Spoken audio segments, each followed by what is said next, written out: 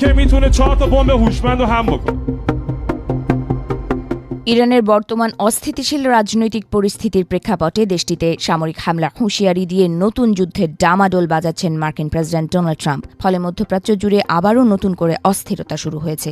এর মধ্যেই ইরানে যুক্তরাষ্ট্রের হামলার ধরন নিয়ে ট্রাম্পের নীল নকশা ফাঁস হয়েছে।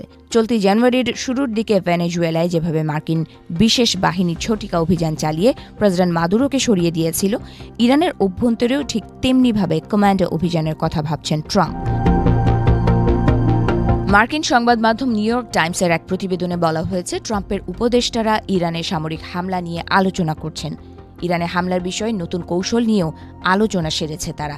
এর আগে ইরানে বিক্ষোভকারীদের হত্যা বন্ধ না হলে যুক্তরাষ্ট্র ব্যবস্থা নেবে বলে হুমকি দিয়েছিলেন ট্রাম্প।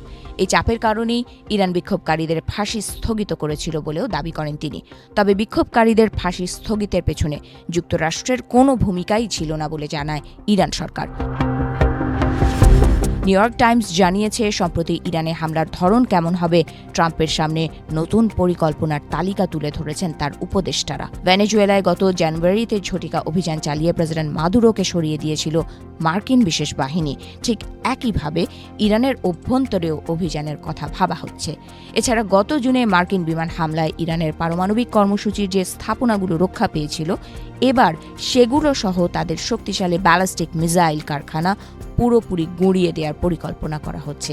এছাড়া এবার হামলা চালালে ইরানের নেতৃত্বকে দুর্বল করার পরিকল্পনা রয়েছে যুক্তরাষ্ট্রের। ইরানের সর্বোচ্চ নেতা আয়াতুল্লাহ আলী খামেনির ক্ষমতা কমাতে অথবা তাকে সরিয়ে দেওয়ার মতো পরিস্থিতি তৈরি করা হতে পারে। মার্কিন কর্মকর্তারা ইরানের সামরিক লক্ষ্যবস্তুতে এমনভাবে হামলার কথা ভাবছেন যাতে ইরানের ভেতর থেকেই খামেনিকে সরিয়ে দেওয়ার আলোচনা শুরু হয়। তবে যুক্তরাষ্ট্রের ঘনিষ্ঠ মিত্র ইসরায়েলের চাল হল ইরানের ব্যালিস্টিক মিসাইল কর্মসূচিতে আবার হামলা চালানো।